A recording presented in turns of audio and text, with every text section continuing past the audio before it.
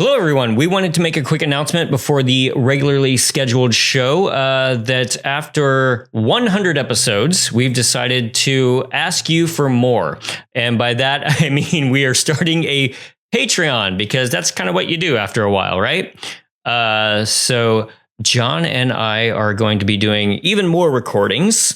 And I think what we're going to do is start with a $5 tier that is just sort of kind of whatever we feel like doing, but it'll be somewhat structured, right? It's going to be kind of either loosely based on whatever franchise we are doing currently, or maybe it'll be like a one-off that just has a remake type of deal.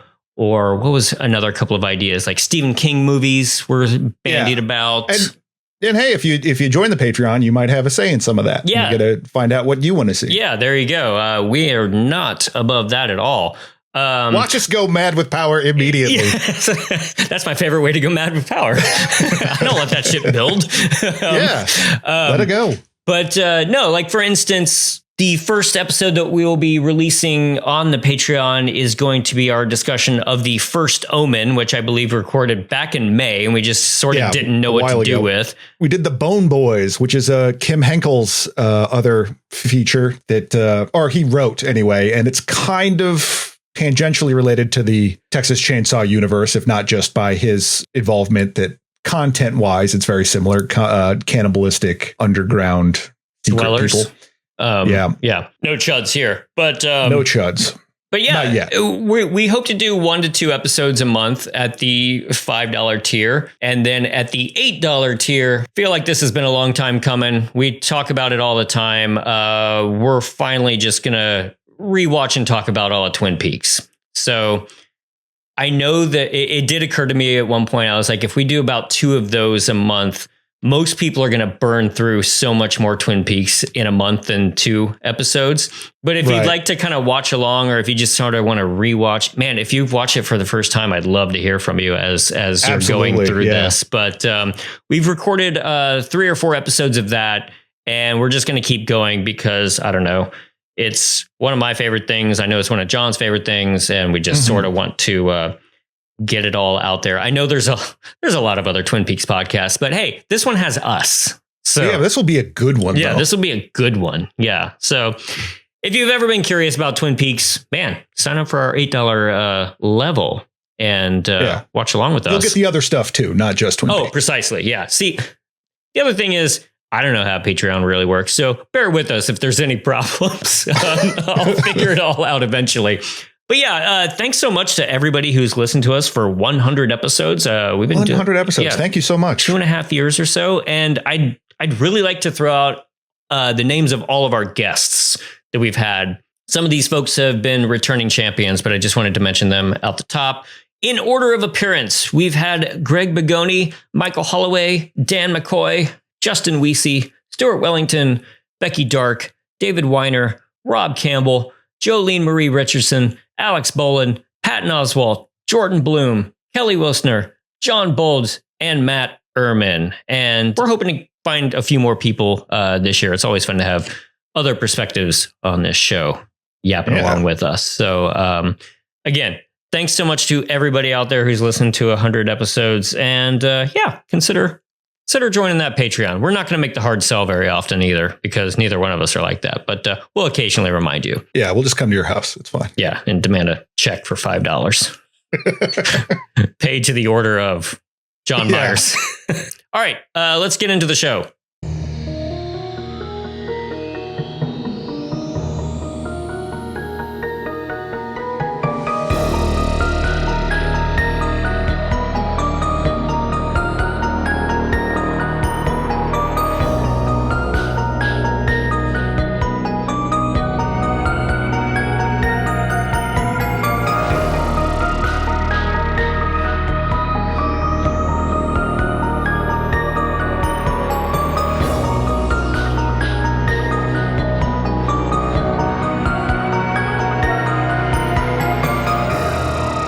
The worst horror movie I ever saw was fucking great.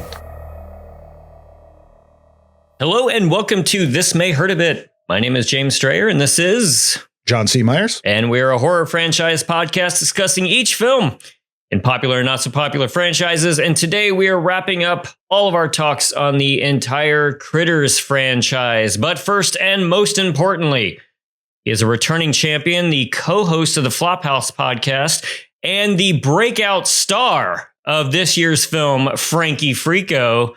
Welcome back to the show, Stuart Wellington. Oh, thank you so much. Thank you for having me. Thank you for addressing my most important credit that I am a major FK in the hit film Frankie Freako, a movie I have seen described on Letterboxd as the movie equivalent of a dog wearing sunglasses. I can absolutely get behind that. I mean, who doesn't like seeing that in the wild? A dog wearing sunglasses always makes me laugh. Because you know that dog parties, so that's all you need to know. But yeah, we decided to. I mean, Stuart's always welcome on the show, of course. But you know, the film Frankie Freako is very much kind of maybe not indebted, but inspired by films such as Critters. And while we usually like to have people on just for one specific film, this is our 100th episode, so we thought,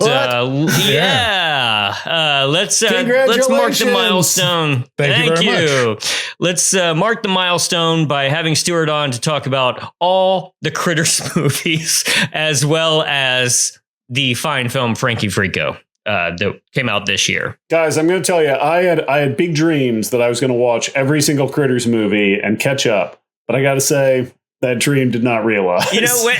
I reached for the stars and I only made it to the moon, but that's okay. And by moon, how far did you get? Partway through part 4.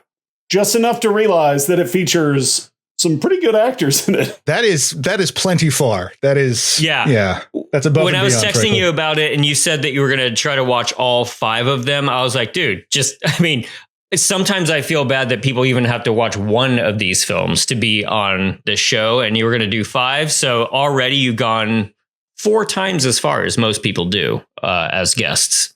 Guys, for the listeners who aren't familiar, my primary podcast is a show called The Flophouse, where I usually watch much dumber and boring crap than a Critters movie. I'd watch a zillion Critters movies over most of the movies I watch. Maybe not Megalopolis, that movie's a banger, or Trap, another recent hit. But, usually Critters movies are better than what I have to watch. Mm-hmm. But you guys have done Ghoulies Go to College, I believe, just as a one-off, We did correct? the original Ghoulies. We did not do Ghoulies Go to College. We did do the original Critters as well. We did that with Frankie Freako director Steve Kostanski. Oh, you know what? I forgot about that. Okay. I'll have to go back and check that out again. Before we dive more headlong into Critters, tell us about Frankie Freako and how you became involved in it. Sure. Okay, so I guess I would describe Frankie Freako as a movie that is a kind of a love letter to a certain era of the full moon video VHS horror movie aisle experience, when you would go to your local video store and see all these movies with crazy covers with puppets and all kinds of crap on them. Frankie Freako is barely a horror movie. It's basically a comedy. That is about a kind of a little button-down nerdy guy who ends up calling a party line as a way to branch out from his humdrum life. He calls one of those. I don't know if you're old enough, you might recall that there used to be things called party lines that would advertise on cable TV late at night. And he sees this ad for a party line that features this little party gremlin named Frankie. And he calls that gremlin, and when he wakes up after his hangover, he realizes that his house is infested with Frankie and his friends, and he has to get rid of them before his wife comes home. I think that's the best summary, and it gets weirder from there. It does indeed. It does. Yeah. So how did you become involved with it? I feel like you've been in touch with the director before, correct? Yeah. So years and years ago, The Flophouse did a show at the Bell House here in Brooklyn, New York, and a couple of listeners from Canada made the drive down, and amongst them were producer Peter Kaplowski and director Steve Kostanski. And I can't remember. I think they like stuffed some DVDs in my hands, and they're like, you got to watch this one. And I think one of them was a movie called No Deposit, the Frank D'Angelo. Oh, yes. Yeah, it's great. They're trying to really promote local terrible stuff from Canada. And then I did a little bit of research, and I'm like, oh wait, one of those guys directed this segment from ABC's of Death. The W is for Wish segment. And then I did some more digging, and I realized that Steve had also directed the short film Manborg, which is a lot of fun. So I can't remember how I reached out to him. I think it was around the time that his first like full length movie, The Void, came out, that he made with Jeremy Gillespie. And I was telling him how much I liked it, and he sent me like a bunch of like a party pack of stuff that he and his like filmmaking collective made. Some of which is super great. They're super talented and fun. One of my favorite bits is you can find on YouTube, which is this like short thing called BioCop, which is kind of a play on RoboCop. Yeah. You guys it's awesome. Mm-hmm. I don't want to spoil too much, but you should, if you're into horror stuff, you should definitely look up BioCop. And BioCop ends up making a little bit of a Easter egg appearance in his next full length, Psycho Goreman, which Steve had reached out to me about when he was in the process of finishing it up, and he had me do a voice for one of the creatures, Tube Man, who was part of the Alien Council. Yeah, he's the best. I love, man. Yeah. Psycho Goreman rules. If you haven't checked that out, what's wrong with you? Check it out. Psycho Goreman. Right. Absolutely. Mm-hmm. And then from there, Steve, and it was so much fun, and I enjoyed promoting it. And, we kept in contact. And then when he ended up making, he made a Leprechaun movie somewhere in there, which is pretty good. I think it's a pretty good take on the Leprechaun movies. We will get to it. Yeah, I'm sure you will. And, yes. I think in between he was telling me about this weird movie he was making, and I'm like, okay, man. And he's like describing Frankie Freako to me, and I'm like, I guess you could make that. I guess that's actually and then he sent me some like images, and he's like, I think this is the character I'm going to have you voice. And I'm like, what? This looks amazing. Yeah, totally. Yeah. And so I was really into it. And then he even let me bring my co-host Dan and Elliot in to do voices for my henchmen. And it's such a fun movie, and I'm really happy to have a small part in it. And all those movies are clearly made from a place of love, and he manages to capture. There's a lot of filmmakers that are trying to capture some sense of nostalgia, but I think Steve manages to do it in a way that doesn't feel cloying. It doesn't feel like he clearly has a love of this thing, and it's so hyper specific. That it's not just like elbow in the ribs. You're like, okay, it's a ride, and you're going along with him. So that's how I got involved in Frankie Freako, and it's awesome. And the reception's been incredible. Psycho Goreman had a really good reception as well, but Frankie Freako is even topped it. I think because it's even sillier. I feel like people are just are kind of blown away at how silly it is. Sure. I bet it's a blast to watch with audiences too. I mean, I was so bummed because the world premiere of this happened at the Fantasia Festival, which I was also attending, but it was Frankie Freako played the night before I was scheduled to arrive with our film. And so I was bummed to have been in the audience with you with your puppet. Oh, yeah. I showed up to the premiere, and Steve's like, yeah, I'm like, dude, he's like, yeah, do you want to sit in the VIP section? You have to sit next to the puppets. I'm like, yes, of course I want to sit in the VIP section. Say less. Obviously, it's the VIP section. I would be sitting next to a puppet. And they brought cans of like custom fart cola, which is a reference or fart soda from the movie.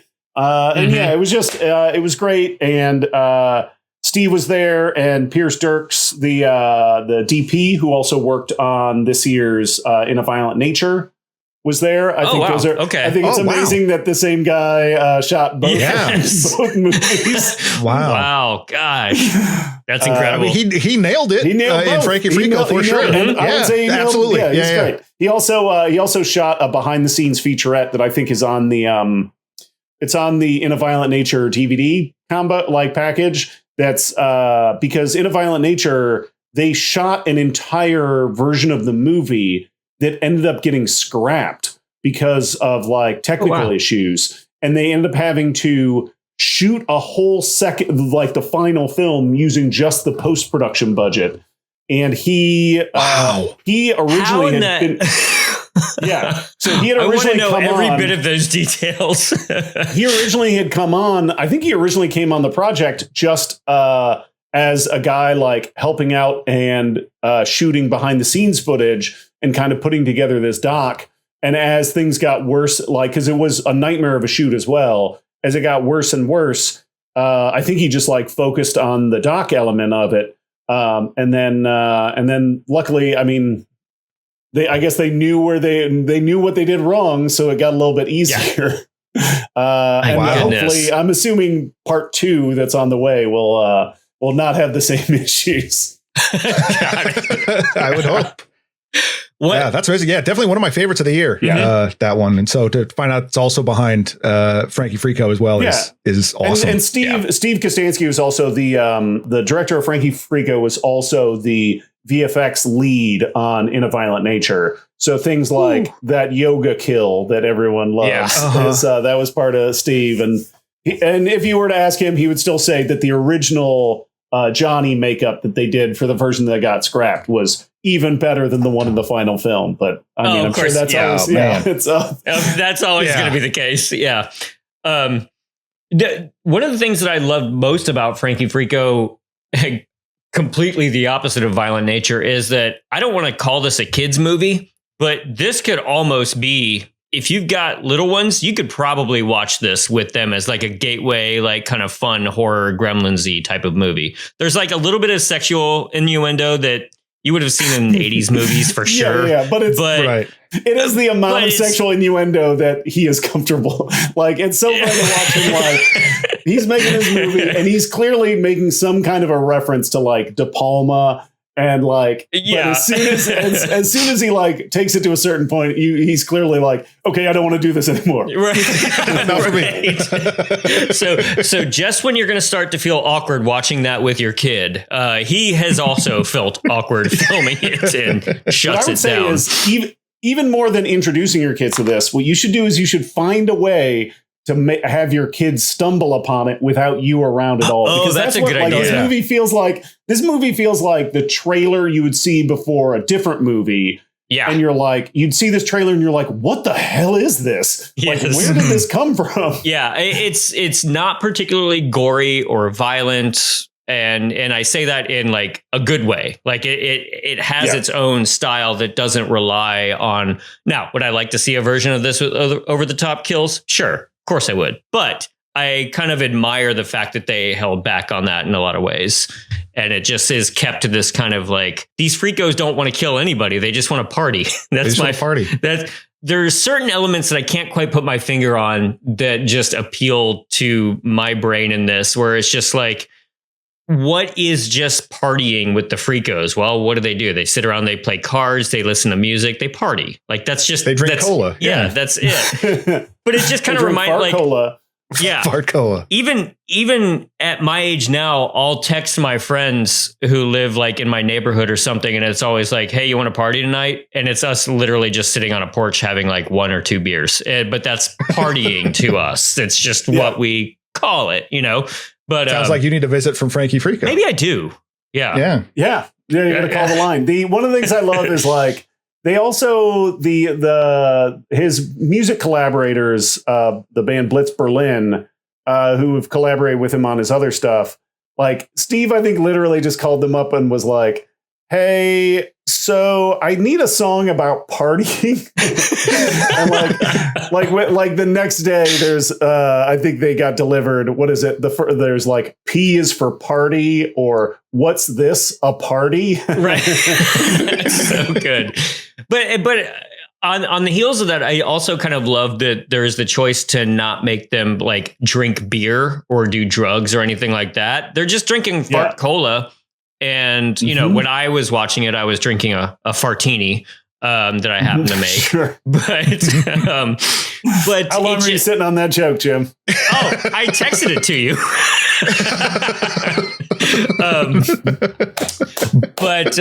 Yeah, so, and I didn't even know that the fart cola was an element of the film when I made my martini to watch the movie. But nice. Yes. But yeah, there's something I kind of dig how, like, I don't want to call it wholesome, but I dig how kind of innocent the whole film feels, you know? Yeah, somebody, I think Peter Kostanski, one of the producers, described it as like a kid's idea of what a full moon video movie would be like. Oh, yeah, that's good. That's an excellent description, yeah. Yeah, it's great. If you haven't checked it out, it's available, at least in the United States, it's available on VOD everywhere. In all your normal VOD platforms. I don't know what the streaming plan is outside of that. And then also it's available in physical media. I ordered mine directly from Raven Banner, the distributor. Oh, yeah. Who's distributed a bunch of that stuff. And I got my fancy Blu-ray somewhere right here. Is it a Shout Factory? Shout Factory is handling some of the distribution, but this is just Raven Banner. I think Raven Banner, I think, is the Canadian wing of it. Got it. And they also did a limited edition VHS run with art by Underground Comics icon Bob Fingerman, whose art is featured in the credits. So yeah, it's cool stuff. If you're interested in Frankie Freako, it is out there for you. And I feel like if you're into like horror movie franchises, there's probably a part of you, a childlike part of you, that really wants to watch it. Absolutely. And it's like 80 minutes. It's 80 minutes. Come on. It's like 85 minutes. Watch it. Yeah. Yeah. I streamed it on VOD, and it's definitely one of those ones that, you know, this is a truly independent movie. So give them your $6 or $7 and just show that you are interested in stuff like this, please. You know? Yeah. Yeah, I think I watched this movie. I watched this movie the same week I saw The Substance and Megalopolis. And quite the week. Yeah. That's a trilogy of unique directorial visions. Sure. Obviously, you know, we wanted to bridge the gap between Frankie Freako and Critters. So there's very much this style of like little guys running around type of movies. We've just come off of 5 of these suckers. The 5th one being Critters Attacks. And I managed to jam in the 8-part, 10-minute episode TV show that came out just a few years ago called Critters: The New Binge. Pretty goofy stuff. Yep. But I'm assuming it leans into the comedy element, or no? Tons. Much more so. Tons. Like Gilbert Gottfried's in it. Tom Lennon has a small part. R.I.P. Yeah. Yeah. It's a lot. Gilbert, not Tom Lennon. Tom Lennon. What do you have planned? I don't know. I wasn't a big fan of his of the Puppet Master movie he was in, but that's not his fault. Right. If we're complaining about little guy movies, was that the Littlest Reich? I think so. I'm trying to remember which one. It's the one that was put out by Dallas Saunier's company, and it had S. Craig Zahler was like some I don't know. Like there's just something the about Littlest Reich. Yeah, there's just something about, and Udo Kier's in it, which shouldn't. I mean, you'd imagine he's in all of them, right? Right.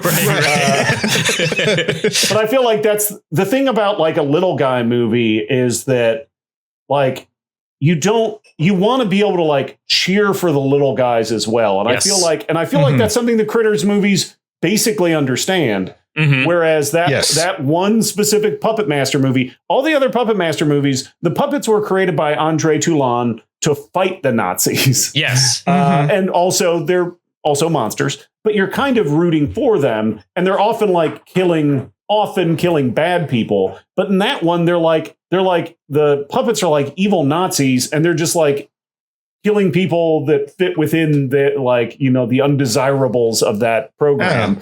And that's like, that sucks. Like, I don't want to watch that movie. I had that exact same feeling. I was just like, I know we're not like, we all root for the killer in these movies to a degree, and we can have our level.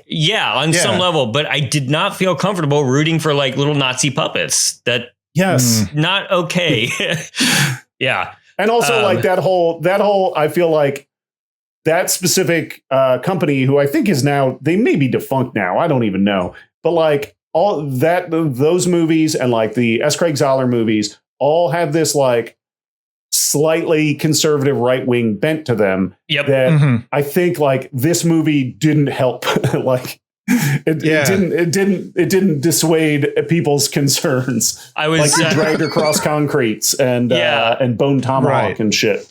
I was texting John just like last night or 2 nights ago, and I just said, you know, I hadn't seen Dragged Against Concrete, and I'm kind of curious just to see it. And I was just like, "Is stuff in it?" Because I don't know. It's a whole other thing to get into the other ones, but just saying like, gosh, he went from doing a Mel Gibson cop movie straight into The Littlest Reich. I think it was somewhere.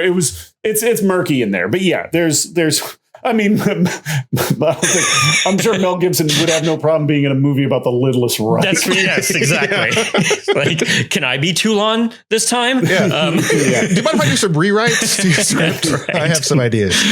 Yeah, but you had you seen Critters movies before, and which of these were new to you, Stuart? Yeah, so I have seen Critters movies before. I definitely saw the first one on VHS. I mean, obviously the box was like, that's an iconic box art. Like I've seen, I saw it there. I saw it on TV growing up as a kid. And then I remember seeing part 2 in the theater. Oh yeah. And I was obsessed. Like, I feel like it might not be Gremlins 2 level, but it's not far from Gremlins 2 level, as in taking the initial premise and then upping the ante. That's Mick Garris, right? Mick Garris made part 2. Yeah. And it's like, it's great. It's filled with so many gags. And that's, again, something that Frankie Freako shares. But like, there's so many good gags. It's also got tons of gore. It has like one of my favorite deaths in all movies, where the guy gets rolled over by the critter ball. And he's just a skeleton. I mean, come on. Who doesn't want to go out like that? Exactly. Yeah. It's so much fun. I don't think I actually ever saw part 3 until this rewatch. So I never saw Babyface Leo. Speaking of Babyface Leo, I did see part 4, because that used to be on my parents had a satellite dish at one point when I was growing up, and that would play on one of the satellite dish channels that we had. And it would just play Critters 4 all day long. Like each time, like it'd be like the satellite dish somehow just gave us free pay-per-view. So that pay-per-view channel was just that movie on a loop, or it'd be like, I don't know, Terminator 2 on a loop. Which it is kind of awesome to think that Critters 4 and Terminator 2 came out relatively close to each other. Equally good movies. I mean, cast wise, yes. Right. Yeah.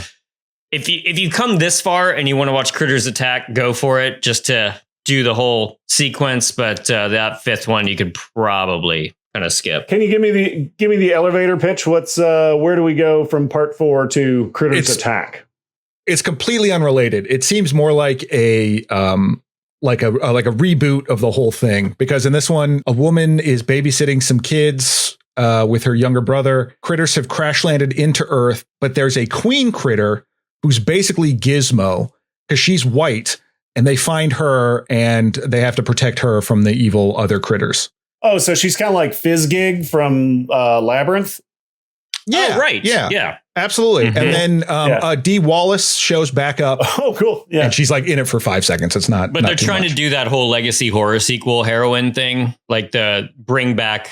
Yeah. For the final standoff. That kind of thing. But Yeah, she does get to say kill Kreitz at the very, very end, and that's about it. That's great. I mean, I like that all the time. I had heard that at one point, maybe it was for the show, when they were developing it, whoever was developing it really like wanted to go away from the space bounty hunter element. Okay. And I haven't seen the show, so I can't speak on it. But I was like, that's part of what makes Critters amazing. Yeah. That there's like weird, like in addition to the critters, there's these weird like shape shifting space bounty hunter guys. And other aliens that are also chaotic. Yeah, in their own way. One of whom is played by the guy, what's his name? The guy who was in Chorus Line with Cats. I mean, he might also been in Chorus Line. I don't know. Terrence Mann was in like a bunch of shit. Like he's in serious stuff, and it's so funny to be like, I'll watch an old serious movie and see him in it. I'm like, what? It's the bounty hunter from Critters. Well, he does say, much like these horror people do say, he's like, I get stopped on the street not for any of my good movies. It's always for Critters because they always know me as Hug. Oh yeah, yeah. But so in thinking of these 4 to 5 movies, we do like to kind of recap our favorite call outs from each one. And I think I'm going to have to agree with you at the top if we're thinking what's our favorite kill in this franchise. And for me, I wrote it down earlier today. It's definitely the critter ball that rips the skin off of the skeleton, who then twitches a little bit at the very end. And that's the twitch gets it to me. How about you, John? I'm right with you. Like that was so much fun. I mean, there's a lot of fun, goofy ones, but that one's just so cartoonish and just so fits with what their whole thing is about, just eating nonstop. I will say the sheriff getting killed while wearing the Easter Bunny suit in Critters 2 kind of messed me up when I was a kid. I thought that was pretty messed up. I thought it was cool. Right. Because they get stuck inside. We're thinking about it in terms of almost like one of the phantasm spheres when it goes inside somebody. So it's a little critter ball going inside. You know, never happened to you. It's a rite of passage. Yeah, passage. But yeah, that it's hard to go wrong with that one. But what about they keep adding, as you do in a franchise, they keep adding new kind of lore to this from the first ones. I don't know if I have necessarily a favorite bit of added lore, but at the same time, like as we discussed more at length last time, the 5th Critters movie, which kind of explains and not explains how they replicate, and there's now a female critter. Like I feel like that was the most confounding bit of lore to throw in, like late in the game. That was kind of it was strange, but I don't feel like it shifted too terribly much, but it does have some wrinkles as it goes along. Yeah, the bit we talked about it in 4, but the odd moment in 4 where they're going back to Earth for some reason doesn't really make sense. They didn't let this like kind of be like Predator 2 is just, hey, what if the Predator came back to Earth and don't worry about it? Yeah. And I kind of wish they did that a little bit for like 1, 2, and 3. They're kind of like, well, this is kind of hanging on. 2 obviously is a more direct sequel, but 3 is kind of like, let's get this somewhere else. And like it really felt forced trying to tie it together when they should have just been like, they're critters. They're going to go do stuff. Yeah. Don't worry about it. I do like how part 3 kind of tries to change the location a little bit, similar to the way that Evil Dead Rise moves to an apartment building. I feel like Evil Dead Rise and Critters 3 have a lot in common, actually. Yeah, for sure. Yeah. Yeah, we were thinking, especially with Critters 3, as they have to go gradually up the tower. It's very much like Dread or The Raid as well. Equally as intense. Yeah. Carl Urban had to eat so many people. Yeah. They take slow-mo and kick a critter out the window. I was thinking as well, which of these would I be rewatching over the next, decade or so? Like I said, like I think the last time, like I don't know if that Critters 5 Blu-ray is ever going to make it outside of its slipcase again necessarily, but I could definitely see myself putting in 1 and 2 again. I don't know about 3 or 4 necessarily, but 1 and 2 I feel like have had that strong replayability. I've seen 2 in the theater in the last few years, which is a lot of fun. So I could watch those again. That's a crowd pleaser. Yeah, and the second one being, as you said, like taking what the first one did and just blowing it up exponentially. And that's the one that's going to get you all the laughs and the nudity and the gore and everything that you want out of a Critters movie. Mm-hmm. And I feel like the nudity in that one is done in such a funny way. Like, it's like, if you're going to do the bit about the bounty hunter morphing into a centerfold, you have to throw in the paper clip or the staple. Staple. It's so it's good. such a good joke. Like, to this day, I'm like, oh, it's fair. It's funny. Yeah. It's like that joke like overshadows the nudity for that moment. Like that's funnier, you know? Well, it does feel like it's a PG-13 movie, and that definitely feels like the kind of nudity that its audience wants, where it's just like, hey, look, boobs. All right, moving on with the story. Yeah, exactly. And it's not like a huge thing, so. Right. Yeah. Of course. As a kid watching it, I was definitely, what year did Critters 2 come out? I want to say first 2 was, I think, 87 or 88. Yeah. So I was under 13 when I saw this movie. Go. And I was, it was like everything was just like everything was a little bit more adult than what I was used to, but it wasn't too much. It didn't go too far. Mm-hmm. Yeah. It still has like a child's silly brain. Yeah. Yes. Absolutely. Much like Frankie Freako. Mm-hmm. So we've been talking a lot about on the episodes about Critters. Like, I think John and I agree the best sequences in a Critters movie are, we just call them Rasclin scenes. Like, what are these little guys getting up to? What are they doing? They're causing mayhem, very Gremlin style. I feel like the best Rasclin scene has got to be part 2 in the restaurant. Is there a better Rasclin? Like, the other one would be the apartment building kitchen, which kind of fell flat. Part 4 didn't really have one. Yeah, which was disappointing. Part 1 had when they were tearing up the kid's room, but that wasn't. I mean, it was fine, but they really upped the Rasclin ante. Yeah. In part 2. Yeah, like, to draw a comparison to Gremlins, like, I feel like the diner sequence is the closest to like your ideal, which is Gremlins in a bar. Yes, like you put Gremlins in a bar, and you're like, that's all you need to tell me. Here's your check, sir. Make this movie. Yes. Could you handle a bar full of gremlins as a bar professional? I feel like you just want to join them. when I have my luckily, thankfully now rare bartending stress dreams, they're basically like I'm having to bartend in a bar full of gremlins. Right. I'll like turn around and they're like pouring beer into their own mouth and stuff like that. I mean, it's honestly. The other movie that I use to describe those stress dreams is Aronofsky's Mother, which is a bartending stress dream the whole time, where like people are like sitting on counters or sinks and breaking the sink. Yeah, nobody will go home. Nobody will go home. Yes, like Gremlins, get out of here. Go to the pool. Yeah. Right. Yeah. That what was the restaurant called? Can't remember. Don't remember. But that restaurant sequence, especially when they're deep frying each other, that's when we kind of realize that anything for the gag for those guys, which I kind of respect, even if it costs the life of a fellow critter, if it's funny and it makes the other guys laugh, fine. They're not looking out for each other.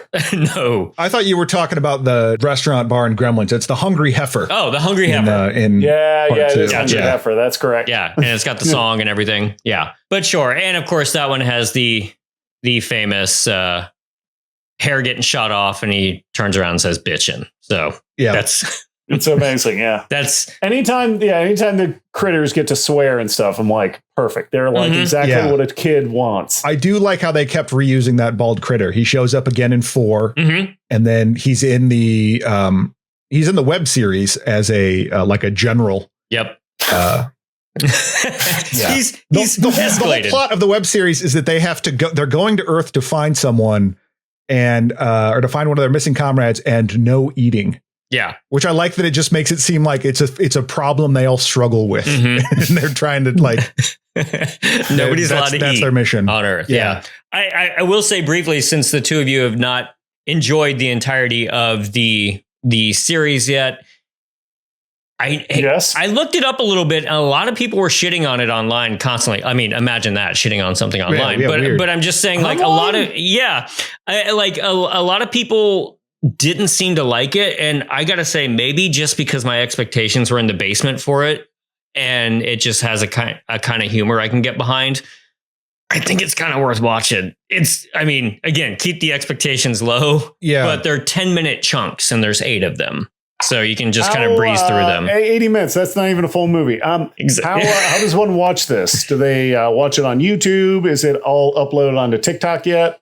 Possibly. I mean, I found it on a Russian site, but it's like advertised, or like one of the first title cards that comes up says Shudder, but Shudder doesn't carry it. I don't know. I remember seeing it on Shudder when it first came out, and I started to watch the beginning of it, and I just never pursued it when it was originally out. It's funny though. I feel like that's the sort of thing that like Shudder may have pursued like early on, but I feel like they're trying to pivot to more like serious or classy horror these days. Yeah. They're really like, they want to be the real A24. I feel like on some level they're missing that. Like they still have a great selection, and whoever's their curator's doing a great job, and they have some good originals, but I feel like ignoring the like classic funny horror, like horror movies can be funny. Yeah. Mm-hmm.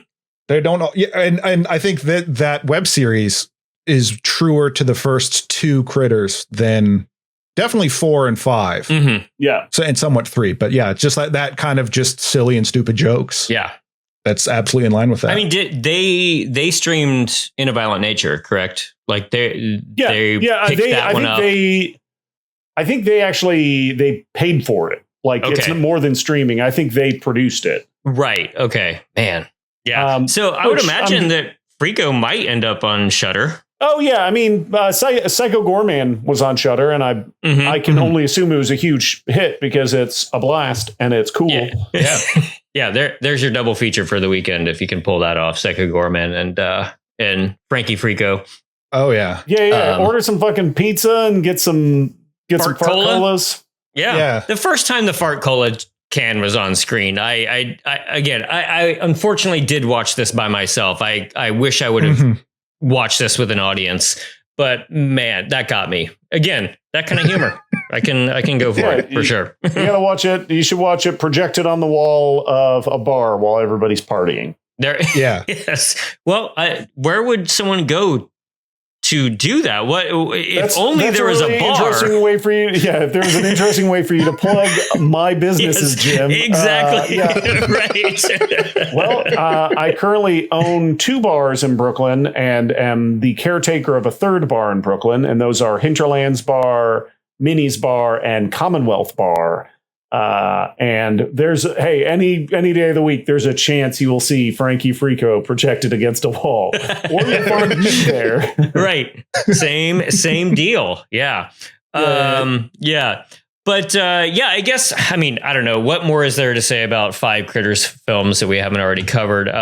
They're a lot of fun. I mean, God, especially coming off of, we did all 9 Texas Chainsaw Massacres over the summer. Ooh, so there's some stinkers in there. Yeah. Oh boy, are there. Yeah. And just that level of, brutality and darkness and just, the enjoyment of all that violence. Like, it was nice to go down to but like kind of sidestep and go over to something fun like Critters. So yeah, to a sillier place. Yeah. Yeah. I think that's right. Well, how do you feel about, how consistent do you feel the series as a whole is? Do you feel like the quality, obviously there's going to be a step down in quality, but like, is the low point as low as, say, one of the Texas Chainsaw stinkers, or is it something like, is it something closer to like a Final Destination where, what is it? The worst one is what, like 4 or 3, I think. Which is still not that bad. Yeah. That's kind of where I'm leaning. I think, I mean, the remake, but the Critters Attack, that's to me is probably the low point. just because it seems like it's very uninterested in being a Critters movie. Yeah. And is kind of, there's definitely seems like there's budgetary concerns, but it's the most tonally flat of everything. 4 like isn't funny at all. It really jettisons a lot of that, but you have this amazing cast and the sets are really cool. And so that part of it was still kind of fun. But yeah, I definitely think Critters Attack is the lowest one. But other than that, strongest in the first 2, but still, I would say there's still a consistency there. Mm-hmm. Cool. Yeah, I would agree. And it's funny because Critters Attack came out so much later than the other 4. And I think you can tell, at least in the Puppeteers, like those people love the Critters movies. I would assume that the director loves the 4 older Critter movies, but maybe he just wasn't quite up to the task of making a Critters film quite yet. I mean, and with those things, like it's more than probably just the director. I'm sure that there's producers, and I'm sure that the money people are like, I don't even watch movies. Right. Yeah. I have opinions. Yes, I hear South Africa gives tax breaks, so let's go down there to shoot it for some reason. I don't know. But yeah, I mean, they're all still pretty fun. And again, like, maybe the term gateway horror gets a little bit overused, but I think that those kind of movies are important for younger people to kind of get their hands on. So so they don't like have to start with Terrifier or some crap. Yeah, exactly. Right. I believe my sister showed my nephew the first one, and he got a big kick out of it. How old's the nephew? Like 8. 8. So yeah, perfect. Great. How about Critters 2? I don't know if she did yet. Gonna wait on that one, maybe. Yeah, it might be. Yeah. You got to trickle them out. You don't want to put them through your Critters too quick. Yeah. So yeah, everybody should watch Critters. Watch them again if you haven't seen them in a very long time. Definitely watch Frankie Freako. Do you know what he's working on next? Is the Deathstalker film happening? Yeah. Well, there was a successful Kickstarter. They finished principal photography, and I believe like right now they're doing reshoots and inserts. If you check out he's posting about it pretty regularly over on his Kill Kostanski Instagram account. And some of the sets they're doing, I mean, there's a ton of practical effects. It looks like it's going to be a blast. And they got like an original theme song by like Slash and a bunch of other metal guys that sounds hilarious. Hell yeah. Oh my God. It's perfect. It's like this is shooting to the top of my 2025 anticipated list, because I love those sword and sandal movies with, warts and all. And I love the idea of something more modern. As good as he is. And a modern take that is, say, like, I don't know, maybe that not every single female character is there to be a sex slave, like the original movies. Exactly. Yeah. And, I look forward to whatever giant serpents or whatever he's got, working on with that kind of thing. So I can confirm there's at least one pig man. Yes. Oh, thank God. Yes. Fantastic. No, it's great because like that was the thing that I think I found very endearing about Frankie Freako is it's very clear this is the movie he wanted to make. Mm-hmm. You know what I mean? It doesn't feel like there was we have to hedge our bets this way or that way. It's just that no, I want to make this movie, and the like you said, it came from a place of love, and you can definitely feel that. Yeah, and I'm sure there's always going to be a tug of war and a struggle, but I think one of his talents is making it not appear. Not make that not show, and making everything still be fun and great. Right. Yeah. All right. Well, at the end of these wrap ups, we usually do 2 things. We go through and mention how many kills there were total in this series. So at the beginning of this journey, John Myers had guessed 35 kills. I guessed 25 kills. And we're talking humans killed here. We're not talking krites.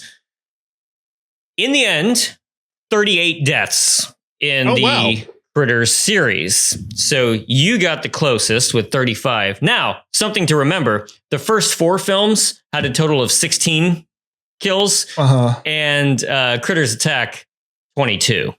So they That's really, nuts. yeah. I mean, I included all the shots of people in the background getting rolled over by the balls, getting their throats torn out. Because there's a big violent scene towards the end of Critters Attack, which is, it's got a high body count, but I'm not saying it was as exciting. So yes, 38 deaths in the Critters franchise. Wow, that's surprising. Yeah. So moving on, we also like to announce what we're going to watch next, so everybody can keep up with us. Now, for this one, it may seem a little obvious. However, I was just thinking about the time of year. We're rolling right into Christmas, then New Year's. We just came off of Critters. I think we just got to watch the Gremlins movies because they're just sitting right there. Still kind of horror adjacent, rascling around little guys. And so we are going to go right into one of the most important Christmas horror movies, Gremlins. And then by the end of December, we'll have we'll be doing Gremlins 2 after that. So and then I think we'll perfect movie right there. Last time I saw it, I was with you, Stu, when we you, Dan, and I went to see it in New York. But I think after that, we'll get back to some big nasty horror series for the new year. But figure we round out the year with some more hard scrabbling little guys. Just rascal out the year. That's what we got to do this year, right? Why not? Just wrestling out the year before it's illegal. Yeah. Yeah. You didn't read Project 2025? It says no Rasclin. No like Rasclin. It's deep in there. No puppets. Yeah. Anything you want to plug, Stuart, besides your 3 bars that you already mentioned? I mean, I think that's a good place to start. So if you are in New York or you're visiting New York, come on out to Brooklyn, hit up Commonwealth Bar, Minnie's Bar, or Hinterlands Bar. They're all fun, and they're a good place to get a drink and have a minor amount of rascalin. Yes, minor. And I hear you do another show too. Oh, yeah, I should probably promote. I do a little podcast called the Flop-Ass Podcast. We've been doing it for 17 years. Best in the biz, they say, where we watch a bad movie and talk about it. We've been doing it a long time. I do it with my co-host Dan McCoy and Elliot Kalin, and occasionally guests. And it's fun and arguably my life's work. Well, 17 years, yes. It seems 17 years. Yeah. Well, I think that's going to do it. So thanks, everybody, for hanging out with us as we go through the Critters franchise, and strap yourself in for Gremlins and Gremlins 2. I kind of can't wait to get into that. So it gets me in the Christmas spirit every year to watch Gremlins. So until next time, you can follow us on Instagram at This May Hurt a Bit Pod, Hurt a Bit Pod on YouTube, and you can email us at thismayhurtabitpod@gmail.com. So we will see you next time for Gremlins. Good night. Good night. Bye. This has been a Caretaker Press production. It was produced by James Strayer and edited by John C. Myers. Logo by Ethan Kimberling and music by Michael Arthur Holloway, who you can find on Bandcamp. Follow us on Instagram at thismayhurtabitpod and email us at thismayhurtabitpod@gmail.com. Give us a 5-star review over on your favorite podcast app, and we'll see you next time.